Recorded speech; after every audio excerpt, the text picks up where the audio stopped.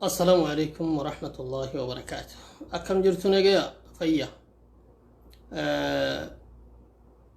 تربان كنا مو تربان الشبابي تربان الشباب مجد أنا مقولون الشباب جاني وثمانية توبيا الشباب فيني ابلو أجيفني جيبودا الشباب كيستي ونكشني أجرّي تبي لفتو أجاجراني إجاو هم برّي أما ندرس وام بيكنو ولكن واي سنتين درا واي بيا كينيا ترتيو دبن يوكي واي أورموتا كابا ركو يروحون دبن واي أورموتا كابا هنا شراء أورموتا كابا يوكي هو أورمو ولو رتي دلقا محلقان قويا نمني أبان كنا جدون سنجرو واني بدي كنا بلو بلي سيدين جرو بيچا غافا فولي كان كيتي مياو ديدي يوكن فولي كان كيتي بريدو ديدي قابيني سر بلسو مانا سر ديكو كونتي فيجرا غنا ومن وقتي وان قبل فتي دربتتي امت الراجرات تتودا ايغا كوني غودمتي سادا اكتهته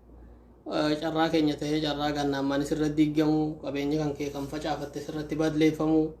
waan hedduudha garraa waa'ee dawaa cafaarratti dalagamaa ture akkuma kana weerara dheengaddaa mijjatuu dide kan dawaa cafaa kan jiile dhumbuugaa ilaa ammaa uummata hammasaa jiranii haa ta'u malee akki barbaadan takkallee hin taane waan naasoo barbaadu waa'ee viidiyoo Beeshaangul Gumuz kan jarri ummata gumuz fasaam gumuz jedhanii ummata lammii yookiin saba gumuz akka ummataatti fakkeenyaaf gareen bosona jiru suni maqaa qaba garee sanii miti kan arrabsaa ture waraanni sun yeroo ganda hangas ga'u keessa deemaa gubu ganda sana yeroo guban akkam jedhaa turan fasaam gumuz dhuufu jedhanii arrabsaatii ganda isaaniitti ibidda qabaatu akka waan isaan kun Itoophiyaan ala ta'anii Itoophiyaan ala deemanii bakka biraatti ummata biraa biyya biraa lolaa jiranii akkuma san ana jila dhumuugaa kee deemanii ibiddatti qabaniituma akkasumatti nu arrabsu ture osoo warri gandaa waan of dhiisu ta'e waa'ee liyyuu hayliidha waa'ee baranaa al-shabaab dheengadda al-shabaab ajjeefne hogganoota al-shabaab finne akkas goone jedhu igaa waan tahe jiila saree qaba adurreen tun nama nyaatti jedheen jedhan biltsiginnaan gaafa kam dhugaa dubbatee beekaahi dhugaadha jennee irraa dhugeessina biltsiginnaan gaafa kam dhugaa dubbatee beekaahi dhugaadha jennee irraa dhugeessina ammoo akkaataan haasa'u jiru xiqqoo haasa'uu hin beeku fakkeenyaaf al-shabaab akka addunyaatti beekamaadha adda bilisummaa oromoo immoo akka Itoophiyaatti dhaaba Itoophiyaa oromoo bakka bu'ee lolu tokko kan oromoo bakka bu'ee lolu yeroo torba du'ee lafaa ka'u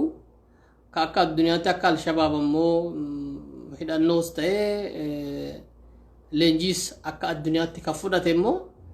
yoo xiqqaate yeroo 70 ganaa ajjeefne jedhanii achiin booda du'a ta'inna fakkeenyaaf marroo ajjeefne kan jedhan yeroo torba gadi taa'ee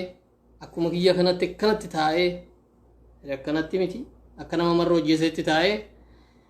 saajin immoo jeneraalli yeroo meeqa akkanatti ajjeefne namicha marroo dirribaa jedhamu jedheeti isaa maqaa isaa kan waame garuu marroonis bakka du'ee ka'ee yeroo takkaa miti lama miti yeroo 70 yeroo torba al-shabaab tana gaamma ajjeefne yeroo jedhan yeroo torba eeggatuu duun taane gara 70 eeguu nu barbaachisa haa ta'u malee dubbiin bakka sanii baatu dubbiin bakka al-shabaab jiru sanii baatu immoo dubbii akkas jettu miti Itoophiyaan hon jedhaniituma warra duubaa kana gargaarsa Ameerikaatii fi warra bishaan gamaa kana barbaachaa jecha daangaa darbanii al-shabaab barbaanna jedhanii poolisii liyyuu haylii waa'ee lola akkasii irratti takkaa huqoo muuxannoo hin qabne itti geessanii akkaataatti waraanni liyyuu hayliin Itoophiyaadhaa dhumee itti jarri sun sawwaree agarsiisee lola biyya keenyatti hahamuu jiru kana keessatti dhugaa dubbachuudhaaf TPLFs akkasitti footoo nagarsiifne akka isaa rabbi haa beeku guyyaa tokko 40 finne 50 finne numan hin jedhanii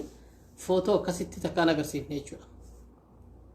bakka tokkotti isa amma asii fi asii suuraa fidanii duun taane bakka tokkotti akkatti kaambii keessa akka jiru namni akka qawwee haqqafateen akka waan summiin itti roobe akkasumatti fixanii agarsiisan harkaa qaban malee kuni kan ta'e waraana Itoophiyaa irratti kan akkana godhee agarsiise Alshabaabota kan ammoo Alshabaab ajjeefne Alshabaab akkas goone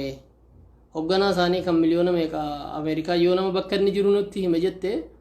ajjeefne ka jedhe mootummaa Itoophiyaati. Mootummaan Itoophiyaa waan akkasii goone yeroo jedhu akka kijibuu jiru beeka. Duqeeti goone kana booda duqeeti ta'ee humaa ta'uu hin danda'u gaafa jedhu san achitti duqeet ta'aa jiranni gaafa maqalee gadhiisaniif hin baane. Amma waa'ee sanii miti. Rakkoo naannoo Somaaleetii fi naannoo sanitti argamaa jiru amma nama afaan Oromoo haasa'u nama gara barbaade deemu ka gadi ol deemu Somaalilaandii irraa ka gadi ol deemu hunda qabanii ati Alshabaab jedhaniini himii hoogganaan kan kee eenyu jedhama abalu jedhama miti amanii jedhanii miskiina karaa deemu miskiina bakka meeqa deemu isa beekamaa karaa suni beekamaa karaa godaansaati namni ol deema gad deema kana hunda fuudhanii namoota walitti qabanii situ shaneedha situ Alshabaabi jedhanii akkuma duraa san yeroo abduu illeedha nami hunduu ati Alshabaabi jedhameetuma hidhama nami garaa san deemu nama kotorbaandi nagadu yoo taate waa kafaltaa maqaa kee irraa nutti beeksisii jedhanii yoo kanan taane ati Alshabaab jedhamteetuma nama keessaa waa'ee maallaqa qaba jedhanii nama jajan nama shakkan akka fakkeenyaaf Jamal Alii faa waan isaan godhan yaaddattu Alshabaab jedhanii boolla qofforanii fi mana boollaa keessa namni bara meeqa hidhame waasan ammas jalqabaniiran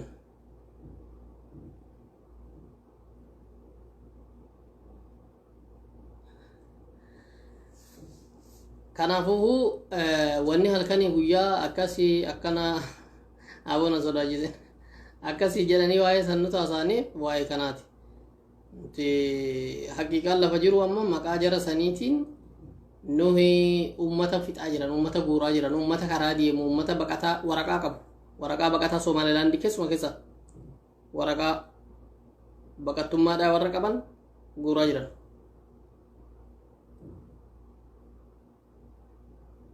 kanaafuu rakkoon gurguddoon mootummaan Itoophiyaa uumee rakkoo tana keessa jiraachuu barbaadu keessaa tokko isa kana rakkoo ani akkanan jira lola akkasiin lolaa jira akkasiin godhaa jira jedhaa dhumni isaadhaa garuu maal jedhee isin hima kanaafuu akka kiyyatti mootummaan Itoophiyaadhaa mala ittiin barbaadatuufi malee dhugaa rakkoo tanaa qabaateetiin miti yookiin mala musiibaa gurguddoo isa uumatte isa argatte kaalixa Itoophiyaa kaaba Itoophiyaa tana gara Alshabaabii fi jinni jedhee garas deemee dubbii asii fi achi zoorsisee rakkoo guddoo harkaasa qabdu jalaa ittiin bahuu yaada qayyasuu kanaaf deemaa jira. Kun immoo bakka takkaanuu naman gahu rakkinuma keessa uumamaleedha namoota adda addaa shakkina jedhanii hamma finfinneedha namoota afaan nagaa hidhanii dhumni isaadhaa nigdii malee wanni biraan jiru. Kana amma gaaxinnoo turan amma xiqqoo uummata Itoophiyaa mataa keessa buusaniiranii xiqqoo turanii immoo Kamiseettis Daseettis Jimmaa fi Finfinneettis nama isa jibban jaarsanii wal wannii qabanii yookiin walquunnamtii qabanii jedhanii abbaa barbaada hidhatti darbanii maqaa kanaan ammaan duras maqaa kanaan nama kan hidhanii hidhaa guuraa turanii waan barbaadan godhan. Kanaaf gabaabumatti wanni jechuu barbaade wanni diraamaan akkas nu godhanii jarri warra Somaalee akkas nu godhaniidha. Mootummaan ofii daangaara dhaqee isaan lole bakka isaan to'annoo jalaa qabanii lola san ammoo fiqaadatti nama tokko malee godhe addunyaatu lola malee jara san mootummaan biyya tokko akkuma fedhetti harka dhiqatee dhaqee lolu. Aggaa dhaqee lolee rakkoon aggaasa uumate rakkoo san eenyutu isa dhaga hizbii isaatti waa'ee biyya keenyaa malee biyya keenyaan ala bahee loluu qaban. Kanaafuu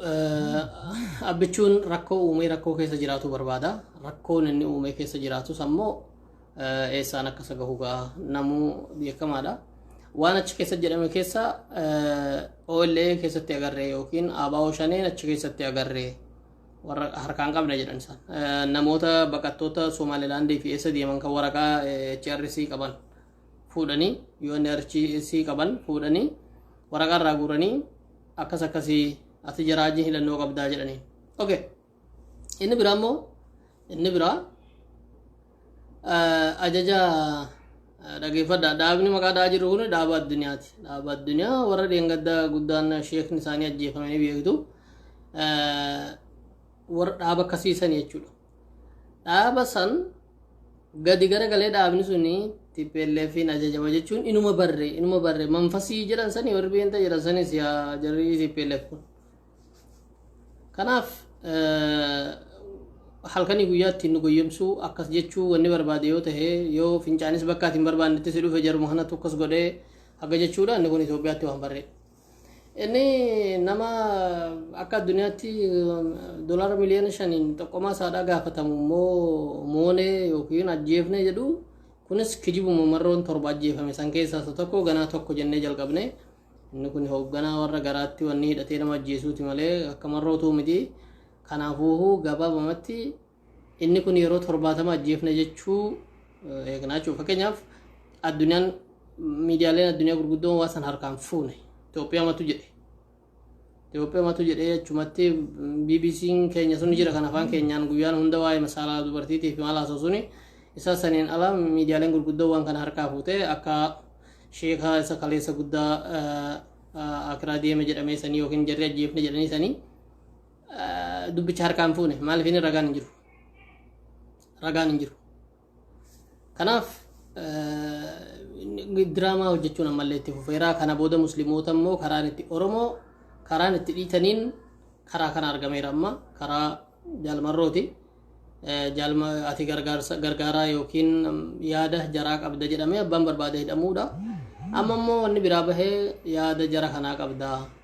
ati akraarii muslimaa jedhamee karaa amantiitiin ammoo karaatti nama shamaqaqanii kun kan argame jechuudha. Kana malee wanni biraan jiru. Waan akkasiiti diraamichi ittuma deemaa jira. Miidhaan uummata Itoophiyaa kamirraa gahu hundaafuu huba'aadha. Haa ta'u malee kanatti aanee nuti akka Oromoo kaabaatti yookiin Oromoota kaaba Oromiyaa jirrutti rakkoon ka uummata addaa qabdu sana hundaan ala. Yoo waa'een Alshabaabis haasa'ame qooda keessaa qabna. Warri kamisee akkasii qawwee qarbee jedhamee ammaan dura qawwee bakka qarbanii baasanii maar jedhanii yoo taraana abaawwatiin hidhamuunis dhufe nasiiba guddaa abbaan keessaa argatu nuyi rakkoon keenya guddaadha. Kanaafuu amma dhiheenya kana hoogganaan Izeemaadhaa tokko akkuma yaaddattan waa'ee Guraageen naannoo ta'uudhaa irratti aangoo gadhiisee fedhiin uummataa ani kan hin jedhu amma Guraageen rakkoon akkam irra gaheetti naannoo taanu malee jedhee dhaabbatee uummanni walloo hoo